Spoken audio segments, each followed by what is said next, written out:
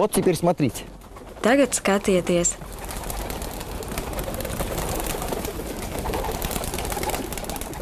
Vērojot, kā skaistie pasta baloži viens pēc otra paceļas debesīs, aizraujas elpa, Jākaplietim Borisam Gorjunovam ir aptuveni 60 baloži. Tie ir viņa prieks un lepnums jau teju 50 gadus. Раньше многие держали голубей. Agrāk daudzi turēja baložas, citreiz atnāc, skaties uz viņiem un priecājies. Viņi ir tik balti, sniegbalti, tā gribas viņus paglaudīt, aptaustīt, pabarot. Patiesībā es sāku ar savvaļas baložiem, pilsētas baložiem. Viņus noķer ar cilpu, aiznes mājās, pabaro, bet viņi aizlido atpakaļ. Он заходит, раз на петлю, приносишь домой, кормишь, выпустишь, они раз обратно улетают. Вот. Ну, когда я первых голубей купил, сейчас я уже не помню. Kad es nopirku pirmos baložus, jau vairs neatceros. Viņi tolaik dārgi maksāja, 5 rubļi par 2 baložiem. Toreiz tas bija dārgi. Un tā es jau no 1972. gada turu baložus, jau 42 gadus. Neturēju tikai tad, kad biju armijā, un vēl kādu gadu, kad salauzu mugurkaulu. Visu pārējo laiku esmu turējis baložus, tāpēc, ka baloži piespiež kustēties. Tos taču nevar turēt būrītī pie dīvāna, vajag pierāpot klāt, pabarot. Двигаться.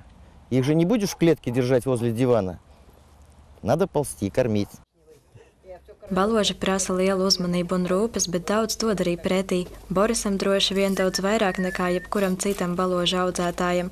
Viņam baloži palīdz turpināt priecāties par dzīvi par spīti smagajai traumai, mugurkaula lūzumam, ko Boris guva motocikla avārijā 24 gadu vecumā. Liels palīgs Borisam ir viņa mamma Tamāra, kura rūpējas par baložiem ar tikpat lielu prieku kā viņas dēls.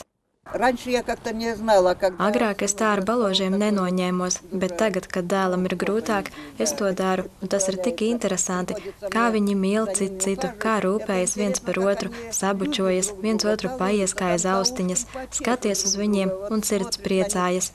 Viņi ir kā eņģeļi.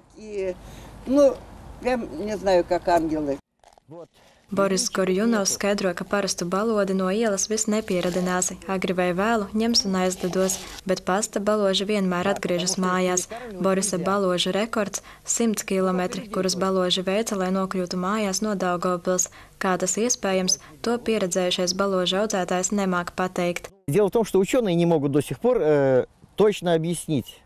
To pat zinātnieki nespēja izskaidrot, no kurienes tas ir un kas tas ir. Arī es to nespēju. Kad ir izperēti jaunie putnēni, es tos ielaižu būrī, lai 2-3 dienas aprod. Подержу 3 дня, пока они привыкнут, в выгул выйдут, обсмотрятся. Потом полетают недели 2 вот тут. И тогда я их сажаю в садок, отвожу за 20 километров, и они prилетают домой. Tad izlaižu dārzā, aizvedu 20 km attālumā, un viņi atlido mājās. Es nezinu, kā tas notiek, vai tas ir kāds kompass, un kā tad kaķi atnāk mājās. Tā ir dabas mīkla, un tādu neatminētu mīklu mums ir daudz. То есть это такая загадка природы, что у нас много неразгаданных таких загадок. Baloži mīl tikai vienu partneri, un labus bērnus te izaudzinās tikai tad, ja baložu starpā būs mīlestība. Tiesa, lai pasta baloži būtu ātri un izturīgi, Boris baložus pavairo pats izvēloties pārus, un lai gan bieži vien iznākums ir bijis veiksmīgs, ir bijuši arī tādi gadījumi, kad no šādas piespiedu pārošanas nekas nesanāk. Я их потом сажаю в клетки. Es viņus ielieku būrīšos, sapāroju, pēc kāda laika viņi iemīl viens otru un rada bērnus. Bet ir tādi, ko nekādi neizdodas sapārot. Ja baložu vistiņa nevēlas būt ar šo tēviņu, nekas nesanāk, pāris tad nesanāk. Ar pārošanu viss it kā būtu skaidrs, bet kā atšķirt baložu tēviņu no baložu mātītes? Nu, paši redzat, kurš ir baložu tēviņš, kura mātīte. Neredzat atšķirību? Lūk, šis ir baložu tēviņš, viņš ir lielāks. Redzat, kāda galva, bet baložu mātīte ir augumā mazāka. Boris baložus tur savam priekam, bet gadās arī nopelnīt pateicoties skaistajiem putniem. Daudzi vēlas kāzu svinības padarīt krāšņākas, palaižot gaisā baltus baložus kā mīlestības simbolu, bet baložus mēdz uzskatīt ne tikai par mīlestības, bet arī par miera simboliem. Zevs gatavojās doties karā. Kur viņam bija bruņu cepure, es nezinu. Viņš aizgāja pēc savas bruņu cepures, bet tajā balodis bija ievījis līkstu un izperējis putnēnus. Un Zevs tieši tādēļ neaizgāja karā. Viņš neizpostīja līkstu. Tāpēc tiek uzskatīts, ka balodis ir miera putns.